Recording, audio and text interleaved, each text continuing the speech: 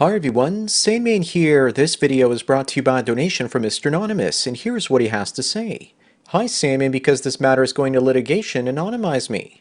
My issue is that the Toronto police is threatening to arrest me for criminal harassment, because I have exercised my rights to complain against a former health professional, with whom intimate acts were involved.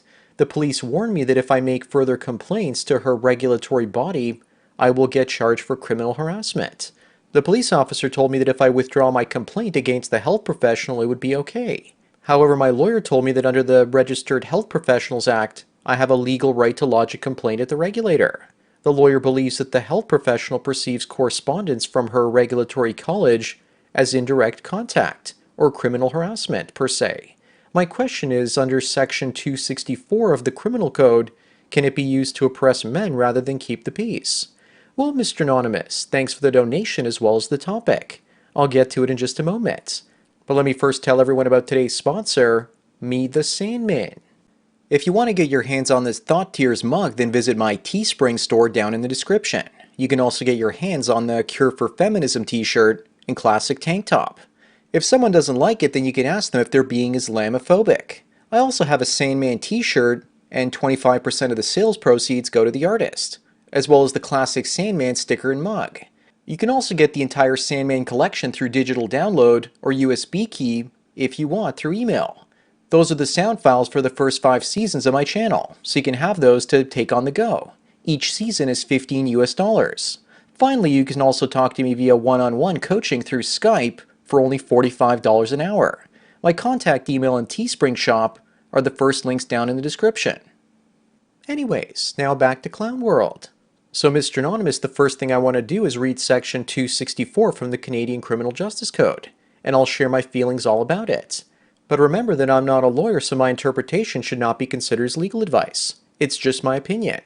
So Section 264 is the law for criminal harassment, and it reads as follows, and I quote, "No person shall, without lawful authority, and knowing that another person is harassed, or recklessly as to whether the other person is harassed, engage in conduct referred to in subsection 2 that causes that other person reasonably, in all the circumstances, to fear for their safety or the safety of anyone known to them." Unquote. Mr. Anonymous, I don't understand how what you're doing is criminal harassment if you're not in direct contact with that person. So how is it that they would argue on reasonable grounds that they are afraid for their safety? Your lawyer is absolutely right about this situation. But my thinking is that maybe the College of Physicians or regulatory medical body that you filed the complaint with have buddy-buddy arrangements with the police. Maybe they pay them for the protection of their members. This sort of thing happens all the time, and they probably made a call, and you were on the receiving end of the phone call where the cops threatened to break your metaphorical kneecaps. The idea, of course, is probably to make you scared about being arrested and detained to the point where you lose your job and ruin your life, so you won't do it. What you have to do is ask yourself, what are you willing to lose to punish this woman? Is it really worth it? The police are telling you that they'll make sure it's not worth your while to pursue this matter.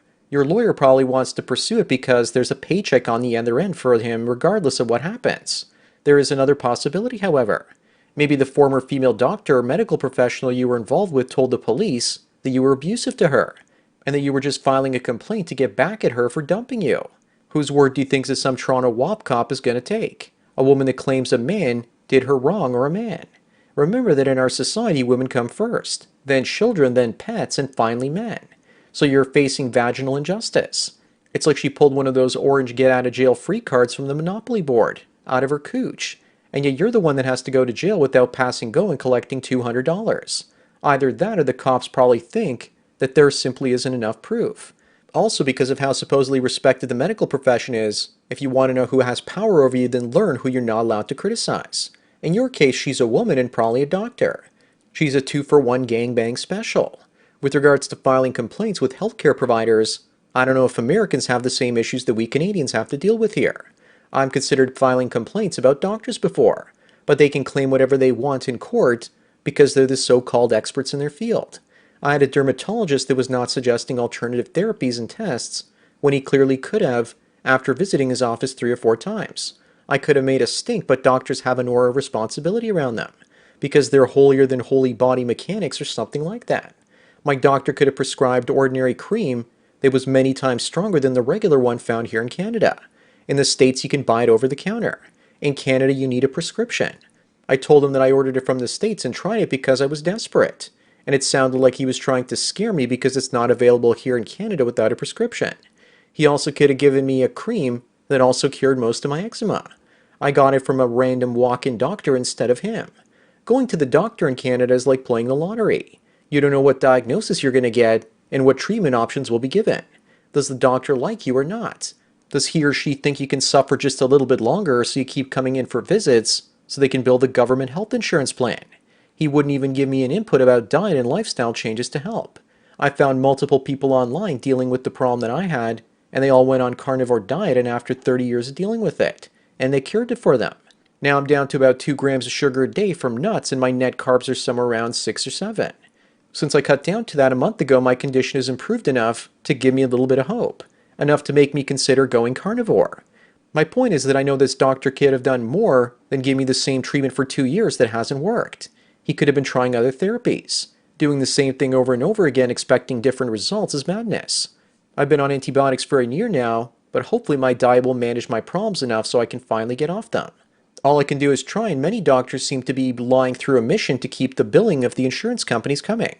As for your situation, Mr. Anonymous, normally when someone files a complaint with the regulatory body, it has to do with malpractice or something like that. But in your case, it sounds like something different, because you were romantically involved with that person. So maybe you can see why the police would take her side rightfully or wrongfully. Men are just suckers for helping women. That same doctor I spoke about earlier, the really horrible thing is that he treats male and female patients differently. The women he tends to tell jokes to and give them useful explanations up front with regards to instructions.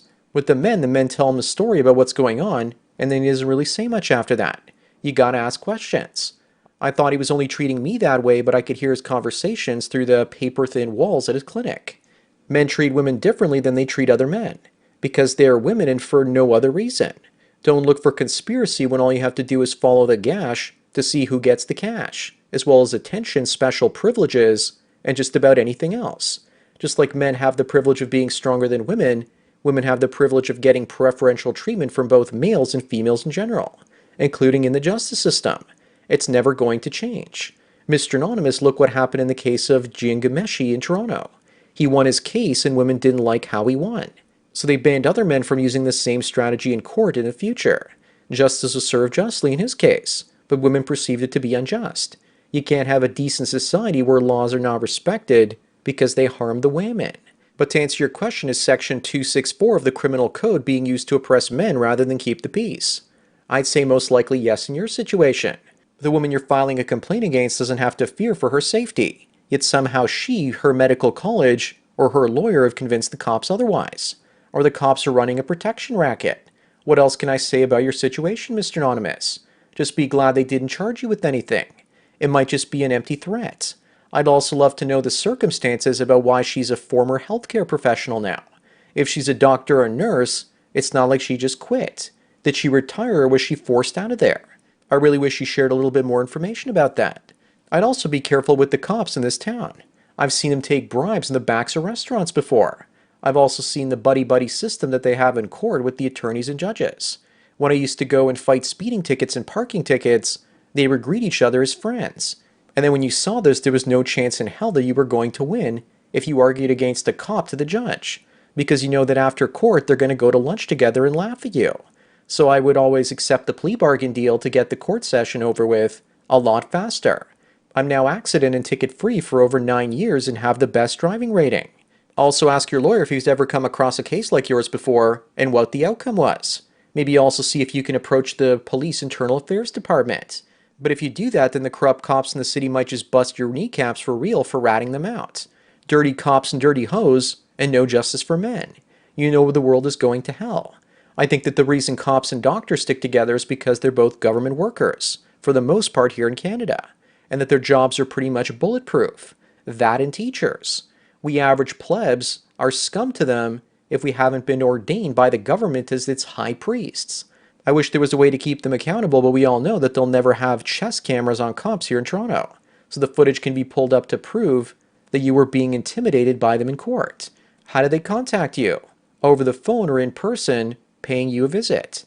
This city is so bad that I remember a couple of decades ago that our vice squad was somehow caught and convicted of running illegal drug sales in the streets of the city, and somehow they ended up getting off lightly. I guess it pays when your buddy is the judge or when the other cops are scared that you will retaliate. And that's why hopefully someday we'll get a real-life Robocop. I hope that automation takes their jobs away. At least then we might actually see some sort of accountability. Bulletproof pensions, bulletproof vests, and untouchable. No wonder the Antifa types want them gone. It probably has nothing to do with brutality and everything to do with the fact that in many cases, they are upper middle class and get to beat people's ass literally. But if there was ever a way to convince the Antifa types that teachers are teaching children bad things, then we might actually trick them into dismantling the indoctrination camps too. Fat chance of that happening. Maybe if Antifa has its way, you'll soon be able to file another complaint and you won't have to worry about the cops.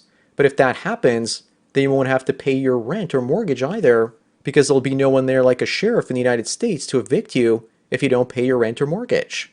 Makes me think about all the people running out of money and facing eviction. They know it's the popo that's going to kick them out on the street, so if they abolish the police, then they won't get kicked out and get to live for free. It makes me think that that's possibly the real reason for all these riots. Anyways, that's it for today. Thanks again to Mr. Anonymous for the donation and topic. Don't forget to smash the like button the way that the police will smash your skull open with their nightsticks, only to insert their swings into the hole to stimulate your brain.